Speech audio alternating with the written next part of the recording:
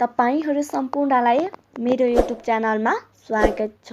हामीले केही समय अगाडि मात्र सर्वोत्तम सिमेन्ट कम्पनीले चाहिँ बुक बिल्डिङ मेथडबाट आइपिओ निष्कासन गर्दैछ भनेर धेरै हल्ला सुनिरहेका थियौँ भने यस कम्पनीले चाहिँ बुक बिल्डिङ मेथडबाट आइपिओ निष्कासन गर्नको लागि प्रक्रियाहरू पनि पुरा गरिरहेको थियो र यही क्रममा चाहिँ यस सर्वोत्तम सिमेन्टको चाहिँ सेयर बाँडफाँडमा चाहिँ विभिन्न चलखेल भएको कारणले चाहिँ यस कम्पनीको आइपिओ निष्कासन प्रक्रिया चाहिँ बिचमै रोकिएको थियो भने यही क्रममा चाहिँ अब अर्को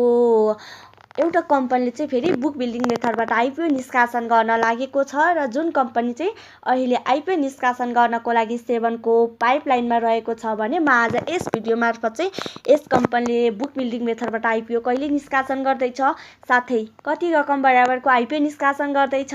र यस कम्पनीले निष्कासन गरेको आइपिओमा चाहिँ हामीले कति किताको लागि आवेदन दिनुपर्ने हुन्छ, साथै कस्ता कम्पनीहरूले चाहिँ बुक बिल्डिङ मेथडबाट आइपिओ निष्कासन गर्न पाउँछन् भन्ने कुराहरूको बारेमा चाहिँ म आज हजुरहरूलाई यस भिडियो मार्फत जानकारी गराउने छु।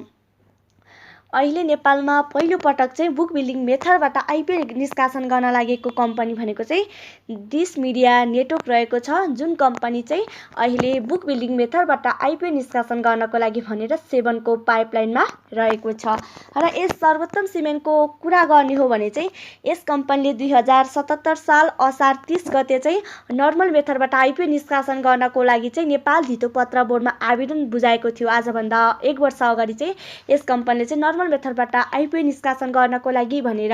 नेपाल धितोपत्र बोर्ड समक्ष आवेदन बुझाएको थियो र यस कम्पनीले आवेदन बुझाएको 3 महिनापछि चाहिँ नेपाल धितोपत्र बोर्डले चाहिँ यस कम्पनीसँग चाहिँ विभिन्न कागजातहरू मागेको थियो र कम्पनीले मागेको नेपाल धितोपत्र बोर्डले मागेको सम्पूर्ण कागजातहरू चाहिँ यस कम्पनीले नपुर्याएको कारणले गर्दा चाहिँ यस कम्पनीलाई चाहिँ आइपिओ निष्कासन गर्नको लागि चाहिँ यो केही अलमल्ली रहेको थियो र फेरि अहिले यस कम्पनीले चाहिँ अब चाहिँ बुक बिल्डिङ मेथडबाट आइपिओ निष्कासन गर्नको लागि 7 को पाइपलाइनमा रहेको छ। पहिला नर्मल मेथडबाट आइपिओ निष्कासन गर्न लागेको थियो भने यस कम्पनीले चाहिँ अहिले आफ्नो मेथड चेन्ज गरेर चाहिँ बुक बिल्डिङ मेथडबाट आइपिओ निष्कासन गर्न लागेको छ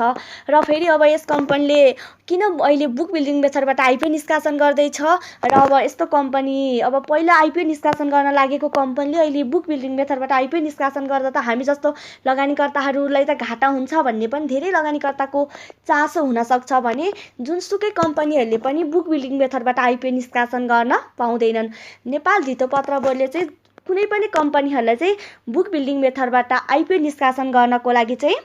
बुक बिल्डिङ मेथडबाट आइपिओ निष्कासन गर्न लागेका कम्पनीहरू चाहिँ लगातार 3 वर्षसम्म यस्ता कम्पनीहरूले नाफा कमाएको हुनुपर्छ, साथै यस कम्पनीको नेटवर्क सेयर चाहिँ 150 भन्दा माथि हुनुपर्छ र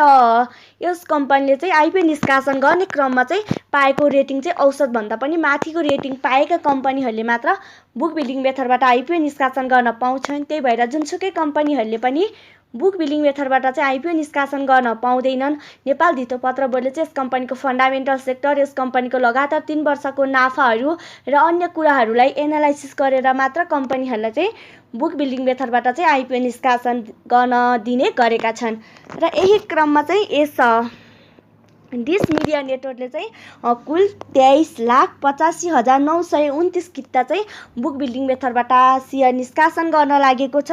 र यस कम्पनीको चुक्ता पुँजीको कुरा गर्ने हो भने यस कम्पनीको चुक्ता पुँजी चाहिँ 2 अर्ब 1 करोड रुपियाँ चाहिँ यस कम्पनीको चुक्ता पुँजी रहेको छ भने आजभन्दा अगाडिको वर्षमा चाहिँ यस कम्पनीले 65 करोड चाहिँ यस कम्पनीले नाफा कमाउन सफल भएको थियो र अब यस कम्पनीमा हामीले कति किताको लागि आवेदन दिनुपर्छ, साथै यस कम्पनीको मार्केट प्राइस कति जान्छ भन्नुहुन्छ भने जुनसुकै कम्पनीहरूले पनि अब बुक बिल्डिङ मेथडबाट आइपिओ निष्कासन गरिसके पश्चात चाहिँ हामीले अन्य कम्पनीहरूमा आइपिओ निष्कासन गर्दाखेरि अन्य कम्पनीहरूमा आवेदन दिए जसरी 10 किताको लागि आवेदन दिन पाइँदैन। हामीले यस्तो बुक बिल्डिङ मेथडबाट चाहिँ आइपिओ निष्कासन गर्दा चाहिँ जुनसुकै कम्पनीहरूले पनि बुक बिल्डिङ मेथडबाट आइपिओ निष्कासन गर्दा चाहिँ हामीले 50 किताको लागि हामीले अनिवार्य रूपमा आवेदन दिनै पर्छ र यदि हामीलाई परिहाल्यो भने 50 किता नै पर्ने सम्भावना हुन्छ, 50 भन्दा छोटै किता पर्दैन। यदि हामीलाई परिहाल्यो भने 50 किताकै दरले पर्ने हुन्छ र अब अन्य कम्पनीहरूको आइपिओमा तपाईहरूले प्रति किता 100 रुपियाँमा खरिद गर्नुहुन्थ्यो भने यस्तो बुक बिल्डिङ मेथडबाट आइपिओ निष्कासन गर्न लागेको कम्पनीको आइपिओ चाहिँ हामीले प्रति किता 100 रुपियाँको दरले चाहिँ खरिद गर्न सकिँदैन। यस कम्पनीको अहिले मूल्य चाहिँ 750 रुपियाँ पर्ने भन्ने कुरा जानकारी गराएको छ र यो 750 रुपियाँमा पनि मूल्य चाहिँ तलमाथि बढ घट हुन सक्ने सम्भावना रहेको छ। किन भन्दा अब यस्तो बोल कबुल मेथडबाट बोल कबुल मेथडबाट चाहिँ यस्ता कम्पनीहरूको चाहिँ मार्केट प्राइस चाहिँ निर्धारण हुने गर्नेछ र अब 750 भन्दा केही माथि पनि पर्न जान्छ र 750 भन्दा केही तल पनि यस कम्पनीको मार्केट प्राइस पर्न जाने देखिएको छ र अब 750 भनेर अहिले तोकिहाल्न सक्ने अवस्था छैन। यस कम्पनीले चाहिँ 750 चाहिँ अहिले बेस मानेको छ र अब बोल कबुल माध्यमबाट अब यस कम्पनीको मार्केट प्राइस निर्धारण गर्दा चाहिँ अब 750 भन्दा माथि पनि पर्न सक्छ र 750 भन्दा तल पनि पर्न सक्छ र अब सबैभन्दा महत्त्वपूर्ण कुरा चाहिँ अब यस कम्पनीले बुक बिल्डिङ मेथडबाट आइपिओ निष्कासन गरेपछि चाहिँ जेनरल सर्वसाधारणहरूको लागि चाहिँ केही पर्सेन्ट चाहिँ छुट गरेर चाहिँ यस कम्पनीले आइपिओ निष्कासन गर्छ। पर्ने प्राइसमा चाहिँ केही प्रतिशत छुट गरेर चाहिँ यस कम्पनीले सर्वसाधारणहरूको लागि चाहिँ आइपिओ निष्कासन गर्ने गर्छ र तपाईँहरूले यस कम्पनीमा चाहिँ 50 किताको लागि अनिवार्य रूपमा आवेदन दिनुपर्ने हुन्छ र अब यदि 750 कै दरले कुरा गर्ने हो भने पनि 750 कै दरले अब 50 किताको लागि आवेदन दिनु हो भने पनि नर्मल तपाईँहरूलाई 37,500 रुपियाँ त अब यस कम्पनीको आइपिओको लागि भनेरै छुट्याउन पर्ने अवस्था रहेको छ र अब यसरी मार्केट प्राइस धेरै रहेपछि चाहिँ अब धेरैजना व्यक्तिहरूले अब नभर्न सक्ने अवस्था पनि रहेको छ र यस कम्पनीको आइपिओ अब त्यति ठुलो एमाउन्टमा त आइपिओ निष्कासन गर्न लागेको छैन र आइपिओ पर्ने चान्स पनि अलि धेरै नै छ र अब यस कम्पनीले अब आइपिओ कहिले निष्कासन गर्दैछ भन्नुहुन्छ भने अब अहिले चाहिँ यस कम्पनीले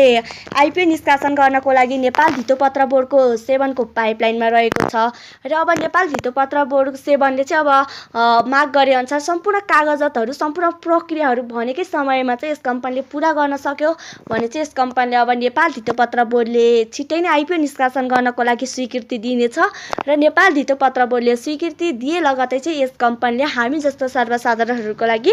आइपिओ निष्कासन गर्नेछ र अब आइपिओ कहिले निष्कासन गर्नेछ भन्ने कुरा अब म अर्को